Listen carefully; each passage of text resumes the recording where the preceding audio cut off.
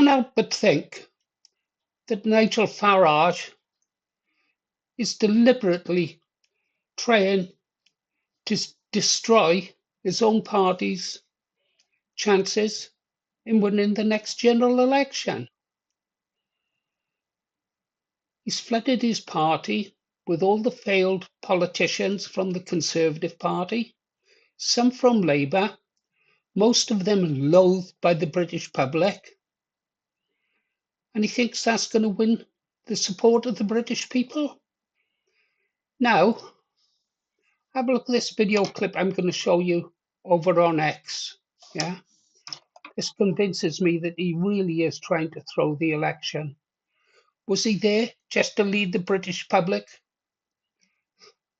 down a cul-de-sac, waste their time following him instead of following someone like Rupert Lowe, even a Ben Habib? Just a diversion? Lead them into the woods and then run away and leave them, his supporters, lost without direction? Let's go over to X. Nigel Farage endorses Tony Blair for vaccination czar, the Kool-Aid. Well, we'll never know how many people the Kool-Aid killed, will we? Blair is instrumental in the development and push for digital ID in Britain. Digital ID is still essential despite U-turns, says Tony Blair Institute. Why that man, Tony Blair, isn't in jail for war crimes is beyond me. It really is beyond me. But it gets worse than that. Nigel Farage declared his support for Tony Blair to become the UK's vaccination czar. Listen to this. A few days ago, I shocked many of you, particularly those who've been my supporters for years, by saying that I thought perhaps Tony Blair had a role. All right, you can switch off if you want to, but please listen to the argument. Whatever you think of Blair's misdeeds, when he says he's going to do something, he actually goes and does it.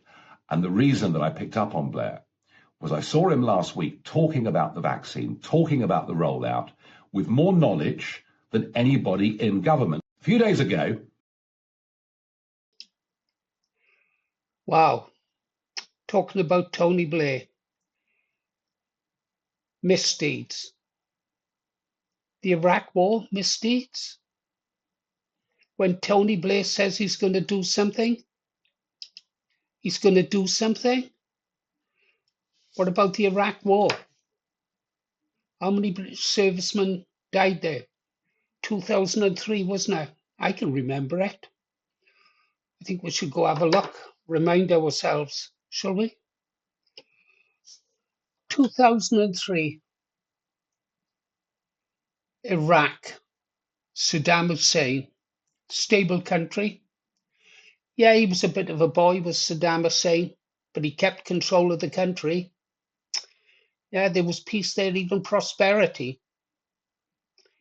But that other country in the Middle East, you know, the one that's trying to gobble up all the land to build a big empire out there, they wanted Iraq gone, didn't they?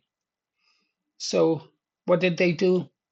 Oh, they said that Iraq had weapons of mass destruction. Iraq said, no, we haven't. Send in your people, have a look. We haven't got nothing. No, they didn't do that, did they? What they did on the behest of that country in the Middle East, they declared war. They said, no, you've got weapons of mass destruction, so we're going to come in and we're going to replace your regime. And besides, you've got links to terrorism. No evidence of that either. No weapons of mass destruction, no links to terrorism. And yeah, when they went, well, you knew they weren't going to find any weapons of mass destruction. Some of us were speaking out against the Iraq war, but we weren't listened to. in the same way we weren't listened to over Kosovo when we handed over their land either and destabilized them. Shame on the RAF for what they done. So 2003, the war starts, led by the United States and shamefully with our country, the United Kingdom, trotting along behind like a little poodle. Yeah, both at the behest of our country in the Middle East. It didn't take long, the war fell within weeks, didn't it? Saddam was saying they captured him, knocked him about a bit, and then executed him. What did we lose? The UK, we had 179 British servicemen killed, 3,500 to 4,000 wounded, some of them life-changing injuries. They'd never be the same again. Israel said thank you, though. What about America? Well, between 2003 and I think it was 2011 when they pulled out, they lost 4,500 American servicemen killed, 31,000 wounded. Yeah. Blair and Bush still strutting around on the world stage. Yeah. When they should have been in a prison for what they did. They knew there were no weapons of mass destruction, but they did it because their master said, do it. Civilians, 120,000 of them were killed. Some people say it was more closer to 500,000. Most of those deaths happened after the invasion. Anyhow, for the UK, that war ended in 2009.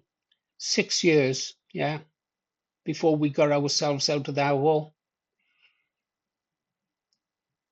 2011, we pulled out altogether. The Americans pulled out in December. Iran was left a mess. There wasn't a clear end to the war. It just stopped. The country had been destroyed. The leadership had been destroyed. Now it's barely a functioning country. But that suits Israel, doesn't it? Yeah. And Farage talks about what a good man Blair is. Seriously, you Reform Party followers, supporters, how can you follow a man like that? It's beyond me. Have a think about what you're doing. Then get over and follow the bear. Yeah. Support Restore Britain. Aim high, vote low. You've been listening to Paul Morris, The Green Arrow. Blair should be in jail, not in government.